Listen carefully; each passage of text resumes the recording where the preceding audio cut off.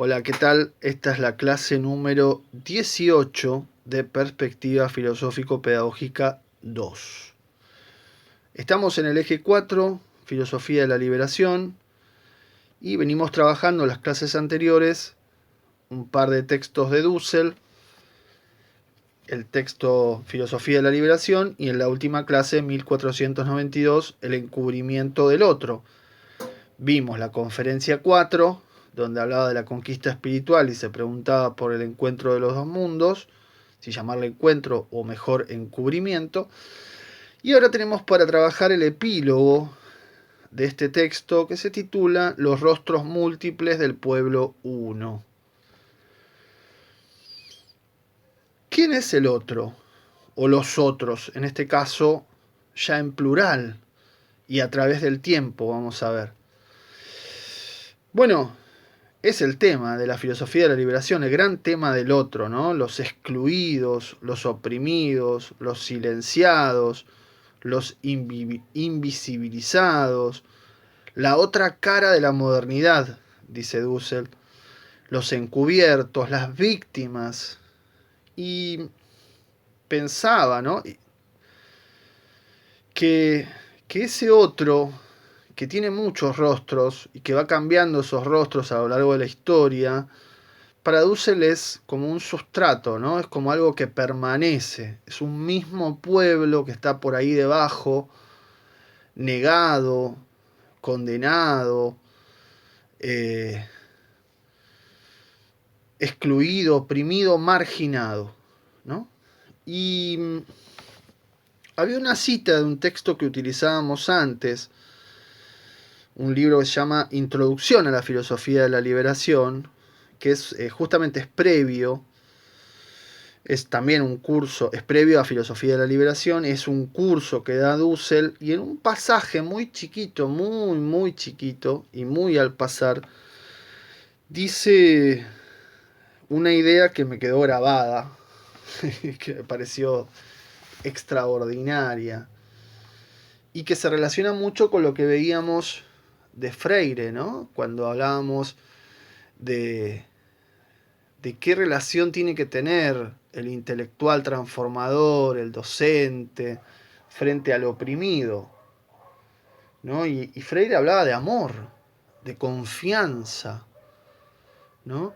De querer a ese oprimido para su liberación y trabajar en su liberación, no para liberarlo, sino para trabajar juntos en su liberación.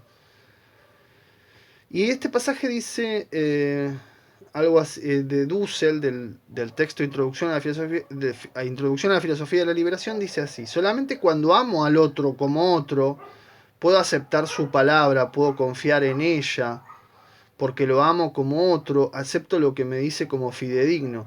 En cambio, si no amo al otro, lo envidio, lo odio. Y atención con esta frase: me entristezco de su bien. Me entristezco de su bien. ¿No? Y cuando llegó el español a América, vio que el indio tenía oro y plata, y ahí empezó la cuestión. Sigue con eso.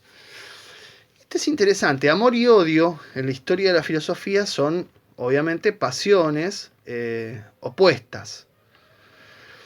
Amar al otro, amar al oprimido, al excluido, significa tener confianza y sentirse bien si el otro está bien. Y sentirse mal si el otro está mal. Quiere decir empatizar, tener empatía por el que está abajo, no por el que está arriba.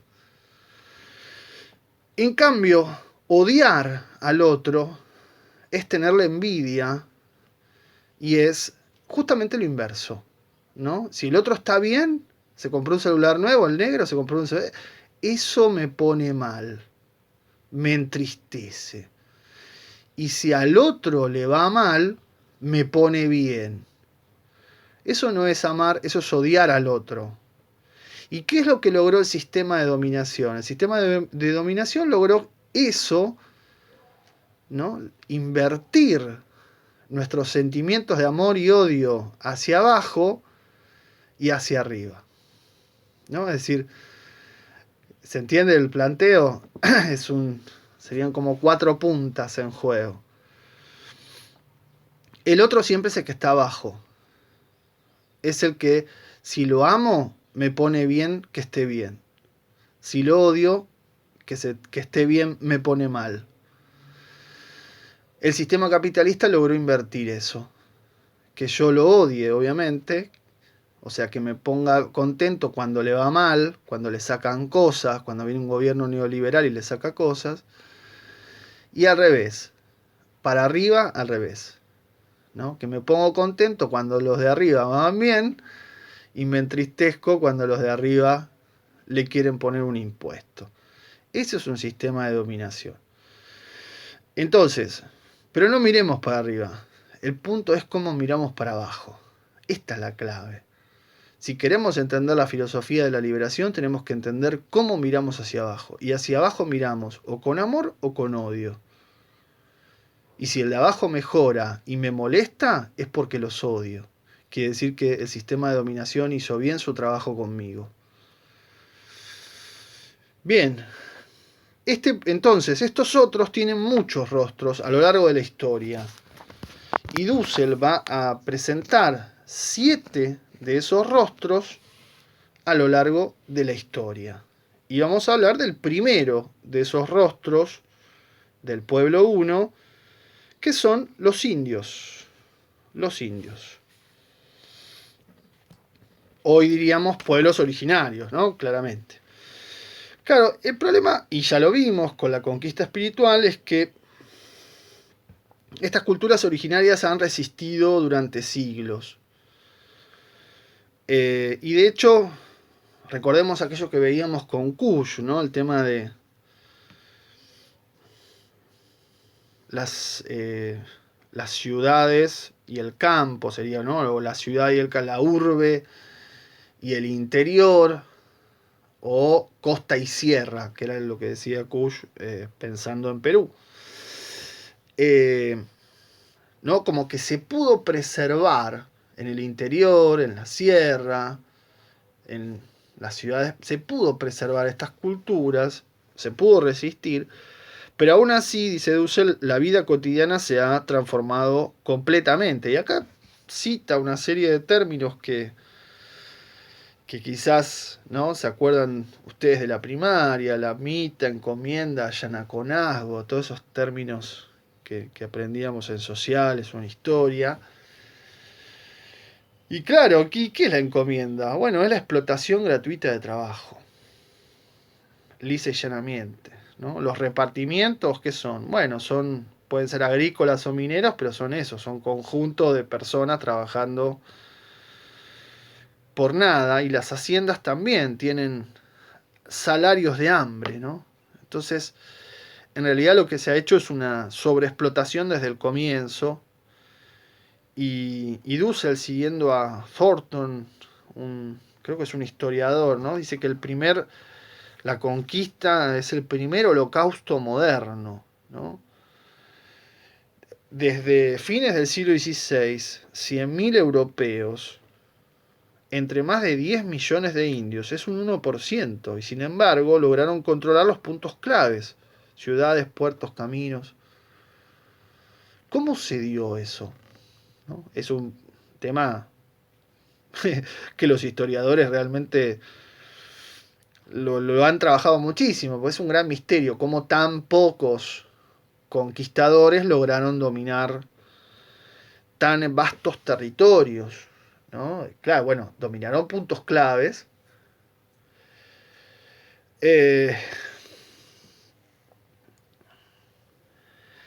Pero claro, ¿y por qué hablamos de holocausto? Bueno, porque cuando hablamos de la peor catástrofe de la humanidad, siempre se menciona la Segunda Guerra Mundial, ¿no? Que digamos, tiene como peor catástrofe, es el mayor asesinato de millones de personas en Europa.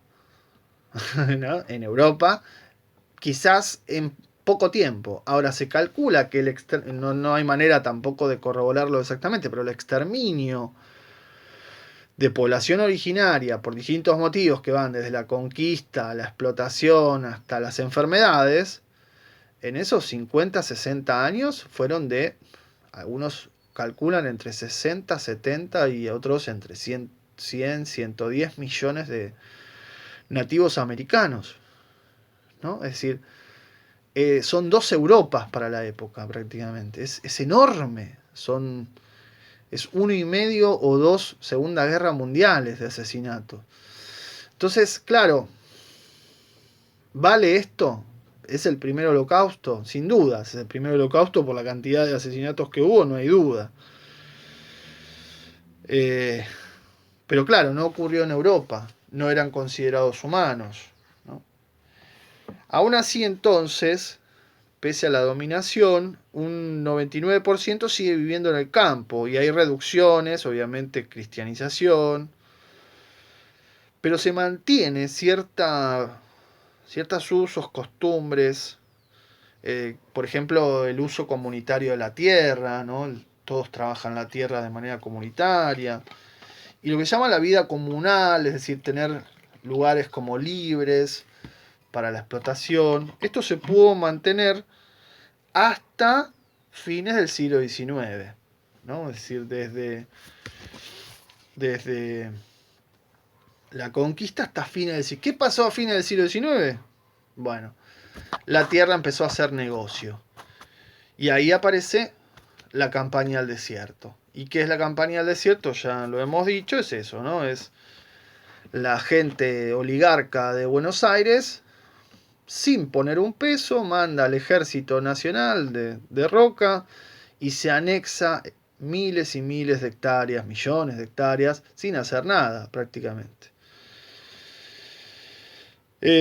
Y ahí es donde esa continuidad que se pudo ver fuertemente empieza a romperse. Aún así podemos decir, durante el siglo XX, y lo vimos con Kush, hay todavía muchas costumbres, pero está ese silencio incómodo que marcábamos, ¿no? Ese volverse hacia adentro que hablaba también Astrada, ¿no? Del altiplano, donde todavía perviven esas culturas indígenas, hoy en día perviven.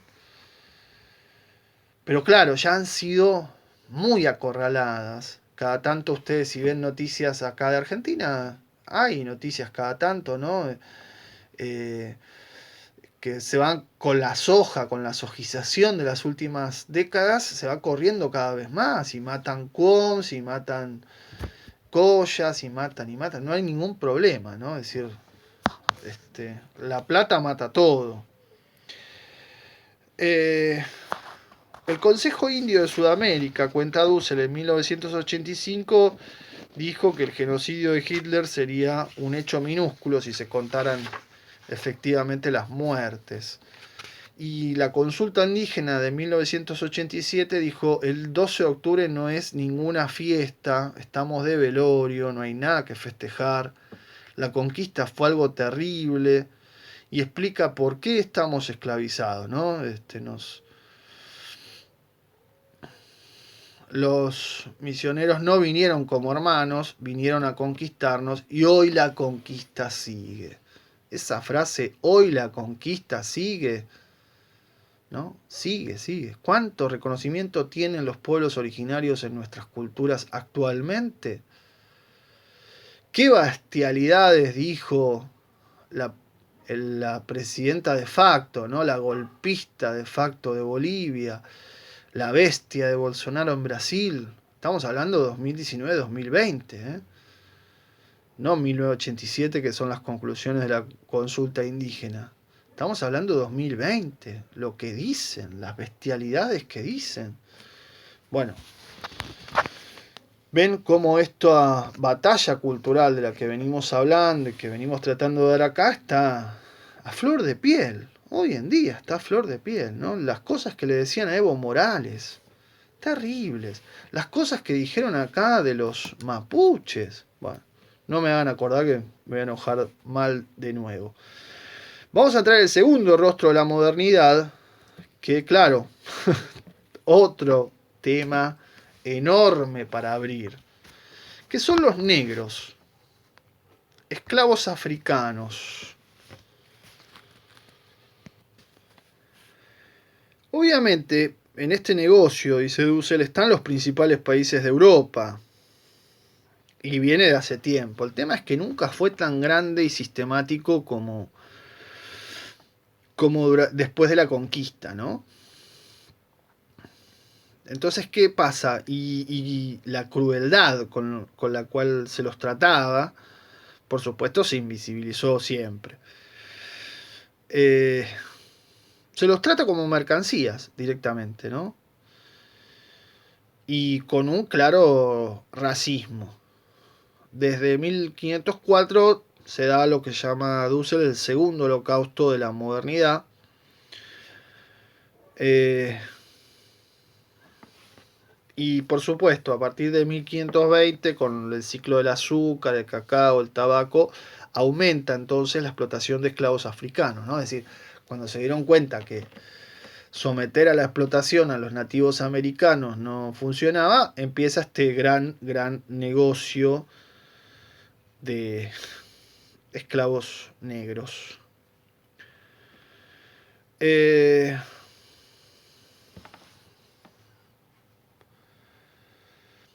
Antes de 1492, en el norte de África, cuenta Dussel, había importantes reinos que producían oro, pero con el oro de América entran en crisis y ahí empieza esta secuencia, esto que llama el Triángulo de la Muerte.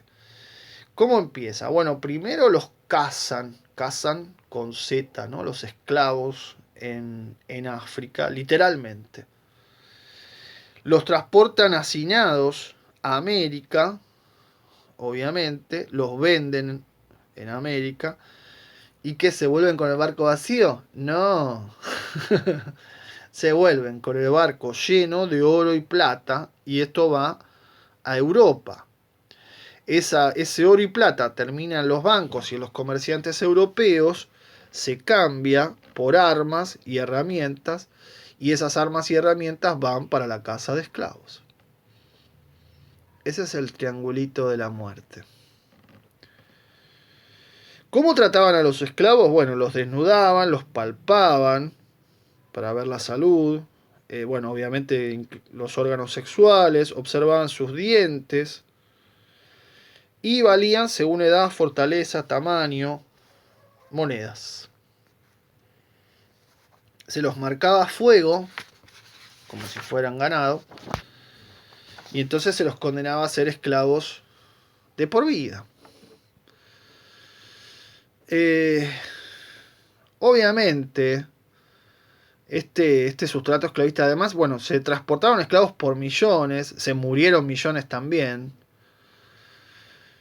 Y la primera revolución americana fue una revolución negra en Haití, en 1804.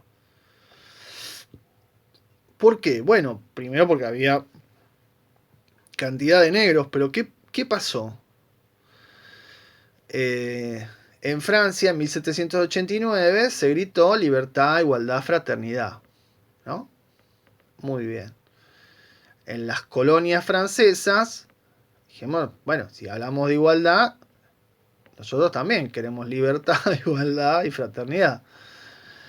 Cuando dijeron eso le cortaron los talones, ¿no? Que era una práctica que usaban los franceses para inhabilitar a los negros de por vida. Bien, el código negro, que es el instrumento legal para justificar la esclavitud, su primera versión es de 1686, bueno, continuó durante la Revolución Francesa, ¿eh? Es decir, los ideales de libertad, igualdad y fraternidad valen para nosotros, para ustedes no, dirían los franceses en francés. Bueno, y así entonces tenemos que el gran sufrimiento de los negros, por supuesto hay muchas películas sobre la cuestión, sobre el componente afro en Norteamérica. Tenemos que decir que el componente afro en Argentina fue muy fuerte, muy fuerte. Se calcula que para 1810 hay un 20-25% de la población afrodescendiente directa. Por eso cuando viene el acto del 25 de mayo, los docentes agarran al más oscurito, o lo pintan con corcho y los ponen a vender empanadas, no a hacer la revolución, a vender empanadas. Obviamente van a sufrir mucho, un exterminio muy importante, y durante el siglo XIX, la guerra del Paraguay, por ejemplo, se los utilizó para eso, y la fiebre amarilla fue también otro motivo de su fuerte decaída, o sea, de su exterminio, digamos, a nivel de la población total. No sucede eso, hay mucha más población afrodescendiente en países hermanos como en Uruguay, en Brasil mismo, lo cual no quita terribles mecanismos de discriminación. Es impresionante la influencia de la cultura negra entre nosotros. Habría que decir, los movimientos de descolonización en los 60 fueron protagonizados por negros, ¿sí? Frantz Fanon, por ejemplo, fue. Pero más allá de esto, más allá del componente de negritud que es necesaria en nuestro pensamiento híbrido mestizo, la influencia es enorme. Por ejemplo, la música, ¿no? En el blues, en el jazz, en el rock, no existirían si no fuera por el componente afro, pero también en el candombe. También en muchas palabras, creencias religiosas, como la macumba y el vudú. Y también, según unas investigaciones que vi hace poco, hay mucha influencia y se sospecha de la influencia eh, del, del afro, digamos, de la cultura afrodescendiente en el origen del tango. En el origen del tango. Bien. Todo para ver, todo para. Hay mucho acá, digo, para seguir investigando y viendo también en comidas. Hay palabras, ¿no? Como quilombo, por ejemplo. Que se podrían. Colores que se podrían seguir trabajando. Pero pasamos ahora a hablar de el tercer rostro de la modernidad, que son los mestizos. ¿Y quiénes son los mestizos?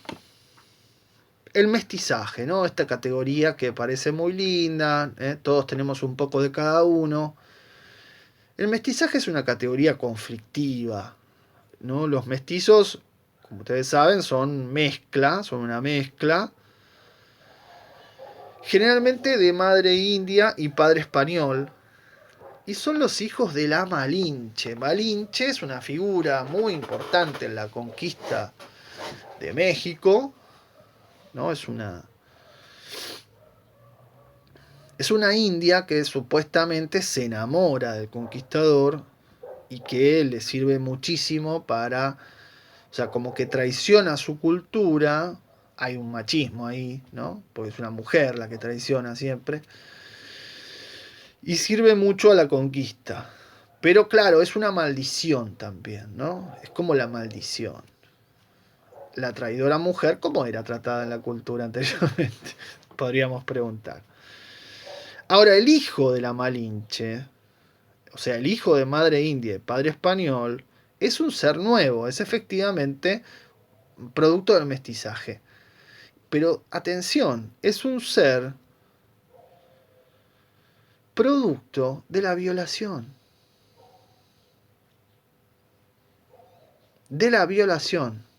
El español viola a la india. El caso de Malinche supuestamente se enamora, la rapta, ¿no? Solo los indios raptan a las mujeres blancas. Bueno, no sé, no voy a entrar en el detalle de la historia porque no lo sé. El punto es que la mayoría de los hijos mestizos son fruto de una violación. Tratemos de pensar qué hay en la cabeza de una persona cuando sabe eso. ¿Qué nos pasaría a nosotros si supiéramos eso? Acá toma Dussel a Octavio Paz, el gran escritor mexicano, que dice: no descendemos de Cortés, ¿no? El mestizo el mexicano no quiere ser indio ni español, ni quiere descender de ellos. Son hijos de la nada, ¿no? hijos de la nada, no quieren tener... Y ahí están todas las contradicciones. Esta mezcla es conflictiva. Esta mezcla es conflictiva. Ninguna de las dos raíces parece reivindicable y por eso se pone como hijos de la nada. Y hay un grito popular, ¿no? Los hijos de la chingada, dice Dussel. ¿Y qué es una chingada? ¿No? Por supuesto es una palabra mexicanota, pero chingada es un error, ¿no? Chingar es errar. Tiene muchos significados, pero digo, genéricamente es como un error. Chingaste un penal, quiere decir lo tiraste afuera, ¿no? Bueno, o algo por el estilo. Pero tiene como un componente de maldad, ¿no? De mal origen. La mayoría de la población latinoamericana es mestiza. Y el mestizo va a ser odiado por los indios porque es el símbolo de la traición, ¿no? Y que además va a servir para explotarlos, va a ser como el capataz, el jefe que los explota, que se pone ante ellos como un señor, pero al mismo tiempo va a ser odiado y despreciado por los europeos. ¿Por qué? Porque tiene un componente sucio el mestizo. No es blanco, no es puro, está mezclado, sucio. Y esta es la contradicción de la cultura latinoamericana. El mestizo entonces pretende ser moderno como Cortés e imitar el progreso de la europea, pero al mismo tiempo recupera la herencia de su madre, ¿no? O sea, es la Malinche, es la otra cara. Entonces, pero claro, esta identidad es incómoda, es molesta este componente indio. Por supuesto, no sufrió tanto como el indio o el negro, pero también es un oprimido. Y acá aparece un tema súper interesante que es la Virgen de Guadalupe. La Virgen de Guadalupe, yo no sé cómo explicarlo, menos en un curso de naturales donde son todos cientificistas y ateos, ¿no? Digo esto con ironía, yo sé que no es así, pero bueno. La Virgen de Guadalupe es un símbolo de todo Latinoamérica, ¿no? Uno va, recuerdo haber hecho un viaje, hace tanto ya, por el norte, estar en un pueblito y me dice, chicos, no se vayan, que hoy es la fiesta de la Virgen. Bueno, nos quedamos. Vamos al pueblito de 50 kilómetros. No, pero quédense que mañana es la fiesta de la Virgen. Pero digo, pero la fiesta de la Virgen de Guadalupe no fue ayer. No, bueno, ese es en el otro pueblo, acá es mañana. Todos los días fiesta de la Virgen de Guadalupe. Esta Virgen de Guadalupe, que tiene un rostro medio oscurito, no es negra, esa es otra Virgen, es un rostro oscurito, mesticito. Aparece desde México, aparece por todos lados. El último lugar, el último episodio en Santa Fe, ¿no? En Santa Fe hubo una anécdota hace unos años muy importante, que un equipo de fútbol, mi equipo de fútbol, Colón de Santa Fe, tenía la Virgen en la cabecera del estadio y hacía muchos partidos que no ganábamos. Y entonces la sacaron la Virgen para restaurar y ganamos. Y se armó un lío bárbaro, claro, ahí aparecieron los ateos, racionalistas, qué sé yo. Al final la Virgen no nos traía suerte, dice. Y tuvo que salir el ídolo histórico, el mayor goleador de todos los tiempos del equipo, a decir, che, con la Virgen no se jode, ¿eh? Y efectivamente, la Virgen volvimos a ganar, obviamente. Pero es gracioso que los ateos, los ateos le echan la culpa a una virgencita, esas paradojas de la racionalidad. Bueno, cuestión entonces, que está por todos lados, es la Virgen de Belgrano, la Virgen de Guadalupe, a la que se encomienda Belgrano, y así la van a encontrar en un montón de... No sé si San Martín también. La Virgencita de Guadalupe en México le dicen la madrecita. ¿no? La madrecita, no voy a hacer el tono. También se llamaba, conocida como Tonantzin. Tonantzin. Para los pueblos oprimidos por los aztecas. ¿Y qué tiene de particular? Se le presenta y la ve solamente un indio. Y ese indio es Juan Diego. Y le dice a este indio, a ti, a todos ustedes juntos, los moradores de esta tierra, he venido a oír sus lamentos y remediar todas sus miserias, penas y dolores.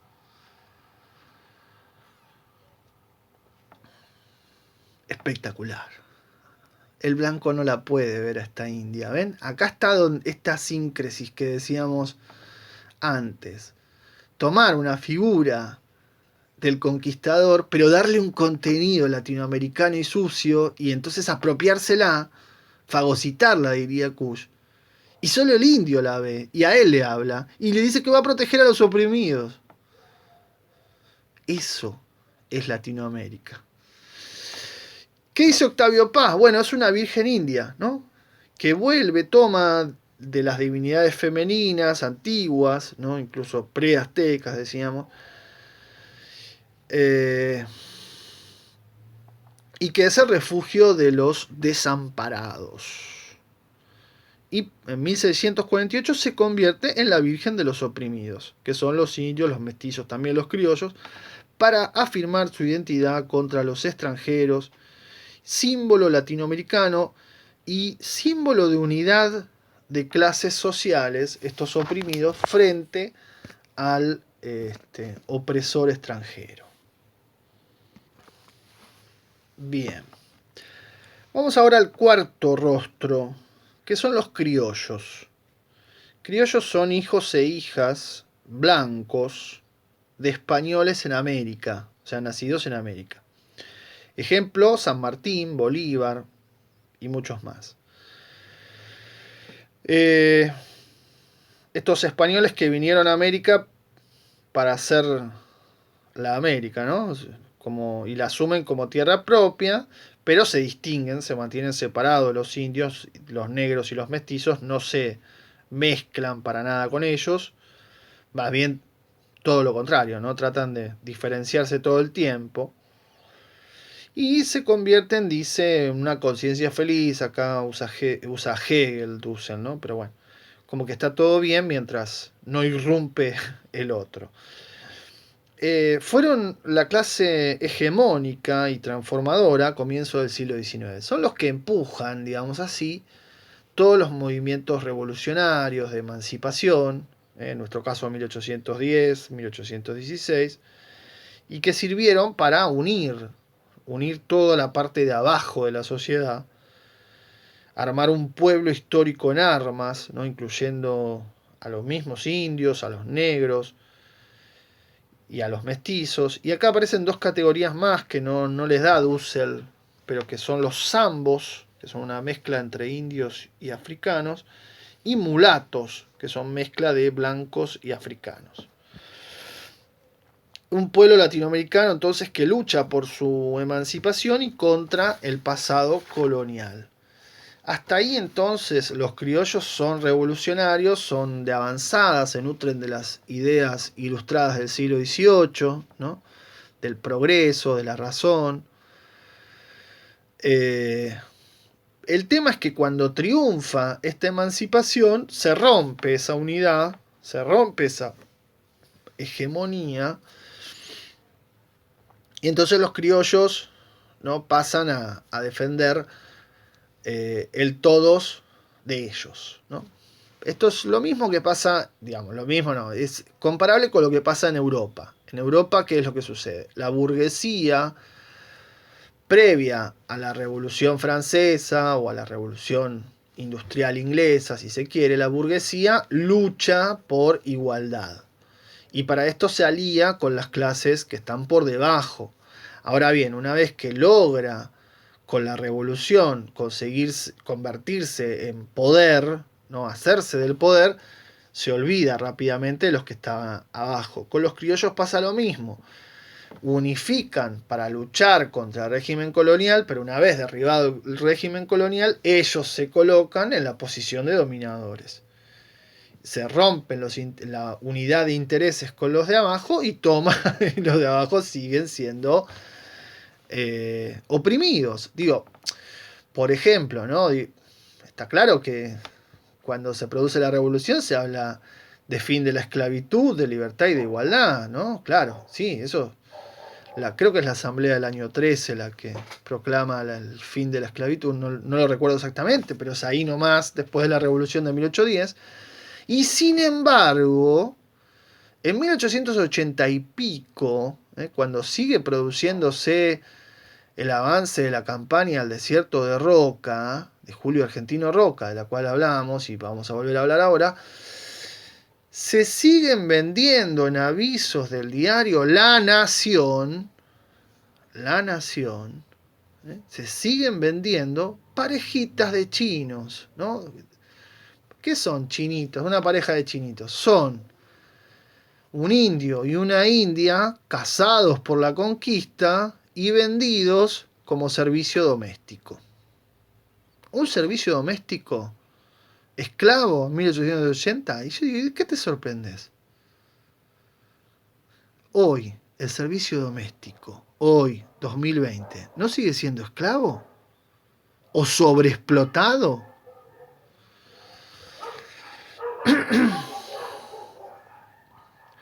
Bueno, y acá entonces el sueño de Bolívar, el sueño de San Martín, esa unidad continental, bajo el caso de Bolívar, bajo una minoría blanca, ¿no? Con una armonía multicolor, se ve traicionado también, ¿no? Los criollos se convierten en la clase dominante, monopolizan el poder y generan una nueva dependencia económico-cultural, principalmente durante el siglo XIX, en relación con Inglaterra económicamente y culturalmente con Francia, ¿no? Que son las dos naciones idolatradas. Por eso Rosas, ¿no? Juan Manuel de Rosas es un tirano, porque detuvo a las flotas inglesas francesas, ¿no? La vuelta de obligado. Y en el siglo XX con Estados Unidos. Por lo tanto, los criollos ya abandonan, una vez en el poder, ese proyecto de liberación popular que tenían en unidad con estos otros sectores antes de la revolución, ¿no? Contra el régimen colonial. Bueno, obviamente se transforman en oligarquía. Acá entramos en el quinto rostro de la modernidad, del pueblo I, y es justamente el de los campesinos. Estos campesinos son los pobres, obviamente, de las colonias, los pequeños propietarios o con tierras improductivas. Y ojo que hasta la industrialización, en mitad del siglo XX, dice Dussel, el 70% de la población latinoamericana es mucha. Pero claro, primero fueron explotados, reducidos, arrinconados, y esto se extiende y se agudiza mucho más, decíamos ya antes, a fines del siglo XIX, ¿no? Cuando empieza a hacer negocio la tierra. Y ahí aparece la oligarquía criolla terrateniente latifundista, ¿no? Es decir, que trata de concentrar grandes espacios de tierra. Y esto acá, permítanme que diga un paréntesis, ¿no? Muchas veces criticamos a Sarmiento porque tiene cosas horribles. Ahora, Sarmiento se paró ante la sociedad rural en su momento y dijo, chicos, democracia agraria, cada uno la porción de tierra que puede trabajar. Lo abuchearon, lo querían matar a Sarmiento, la oligarquía. ¿Por qué? Porque estaba pidiendo una distribución equitativa de la tierra, ¿no? Ese Sarmiento también es Sarmiento, no solo el que dijo tantas barbaridades que muchas veces lo criticamos y bueno. Y hay motivos para criticarlo, pero ese también es Sarmiento. Y esa también es la oligarquía que detesta Sarmiento. Por supuesto que esta oligarquía, ¿qué hace? Bueno, utiliza el Estado a su servicio. Este es el trauma de todos los países latinoamericanos. Como están por encima del Estado, como el Estado son ellos, lo utilizan a su servicio. Y entonces, ¿qué hacen? Y bueno, se apoderan de tierras y tienen miles, millones de hectáreas monopolizadas. Y a partir de ahí empiezan los movimientos, ¿no? En el caso, por ejemplo, de México, las revoluciones hay muchas revoluciones campesinas. Pancho Villa, Zapata. En Brasil, el movimiento sin tierra, ¿no? Muy fuerte. En Argentina. En Argentina. Ay, no me hagan hablar. El tema es ese, entonces, que los campesinos han quedado mucho, mucho, mucho más empobrecidos. Habría que agregarle, ¿no? Entonces, Dussel sitúa ese empobrecimiento en fines del siglo XIX, después con la industrialización en el siglo XX se da, a mitad del siglo XX se da una fuerte migración, ahora lo vamos a ver, hacia las ciudades. Y uno tendría que agregar un capítulo más de esa expoliación, es la sojización terrible que se ha dado en las últimas décadas. Ahora. Entonces, el sexto rostro son los obreros. Los obreros. Estos obreros, claro, la revolución industrial llega a América tarde, ¿no? Llega después. Acá Dussel habla de fines del siglo XIX, pero más hacia el siglo XX, hacia la primera mitad del siglo XX. Claro, porque estamos condenados a producir materia prima, ¿no? Entonces, para que la revolución industrial avance, esto duró mucho, y una vez que esa revolución industrial ya avanzó lo suficiente, entramos nosotros, digamos así, a producir bienes industriales. Pero el problema es que las burguesías locales de cada país trabajan para el capital central. Claro, la industria de los países de Latinoamérica es una industria puesta al servicio de la gran industria. Y los capitales están al servicio de los grandes capitales. De hecho, la fortuna de las burguesías se las llevan afuera, no las dejan acá, no las reinvierten ni nada por el estilo. Entonces, ser obrero en Latinoamérica no es ser explotado, es ser sobreexplotado. Y dice Dussel, las filosofías posmodernas, actuales, no tratan este tema. El obrero latinoamericano trabaja más horas, con más intensidad de trabajo y con menos salarios y con más trabajo en negro y subempleo. Y eso contribuye al bienestar del primer mundo, de las principales potencias que se benefician de ese trabajo en negro. Por eso los obreros son los miserables de nuestra época. La miseria del pueblo de las naciones periféricas es proporcional a la riqueza de los países periféricos y países centrales. Esto es lo que también veíamos con el texto de Galeano al comienzo, ¿no? Esto es lo que genera el problema de la dependencia. Como el sistema está pensado en función de la ganancia de los países centrales, el obrero alemán frente al obrero argentino brasilero la pasa bárbaro. Claro, porque ya el sistema está armado para que la riqueza se vaya para allá y la sobreexplotación quede acá. De modo que el capitalismo en la periferia es mucho más cruel que el capitalismo que conocen los países centrales. La miseria es mucho más terrible que el capitalismo, que la miseria que produce el capitalismo en los países centrales. Y por eso, porque ese capitalismo se da un gran avance tecnológico, tenemos, además de estos obreros sobreexplotados, tremendamente sobreexplotados, tenemos una última figura, que son los marginales. Los marginales es lo que Marx llamaba el ejército laboral de reserva, o sea, los desocupados. Esa marginalidad que se va generando en los lugares suburbanos, ¿no? En esos lugares de emergencia, hoy llamados barrios vulnerables, otrora llamados feamente villas de emergencia. ¿Qué son? Bueno, son migraciones internas de la pobreza del campo, se dan migraciones a la ciudad.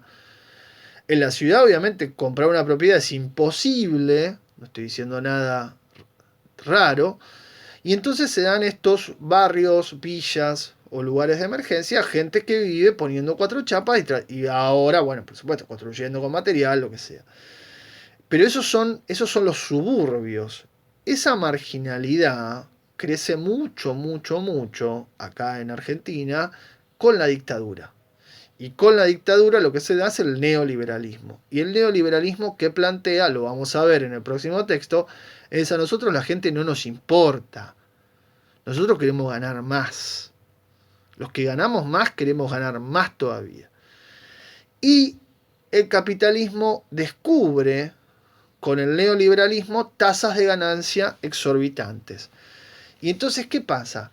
Necesitamos no tener pleno empleo, como ocurría en 1973, por ejemplo, en Argentina, donde había prácticamente pleno empleo, es decir, cero, muy baja desocupación, un sueldo mantenía una familia entera y además es el mejor momento de repartición de la riqueza, es decir, es el momento del 50-50, o sea, el 50% de la riqueza se lo llevaban los empresarios y el 50% de la riqueza a los trabajadores.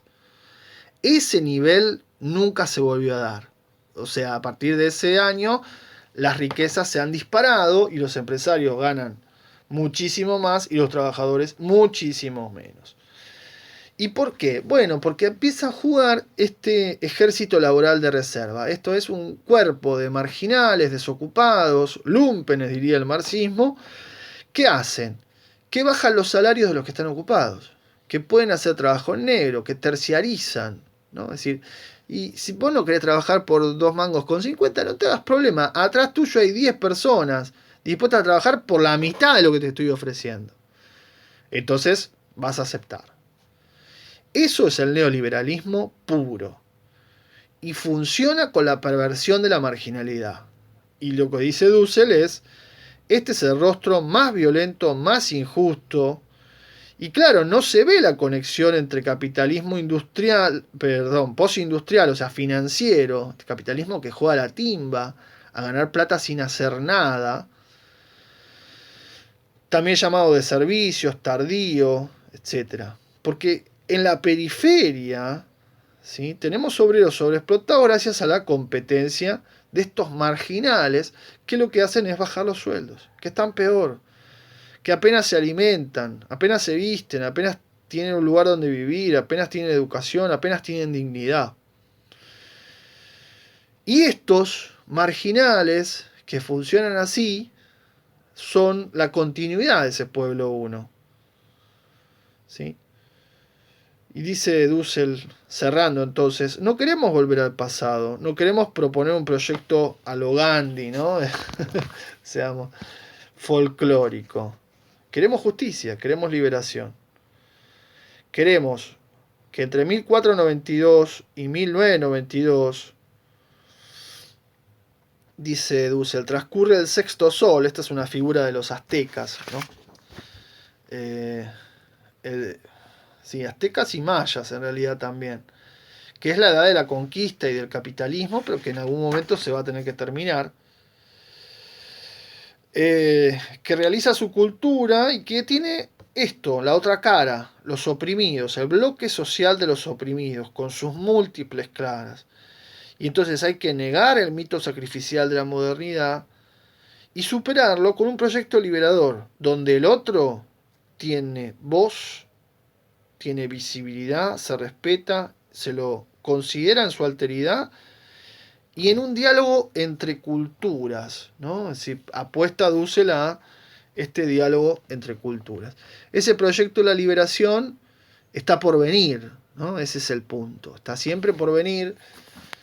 Tiene avances, tiene retrocesos, tiene dificultades, pero es de alguna manera la apuesta que recupera lo propio, que lo reafirma como propio y que permite ver en estos rostros múltiples continuidad, que permite ver esa unidad a través de la diversidad. Bueno, seguimos la próxima entonces con Hinkelamert y cerramos con este autor, el eje filosofía de la liberación.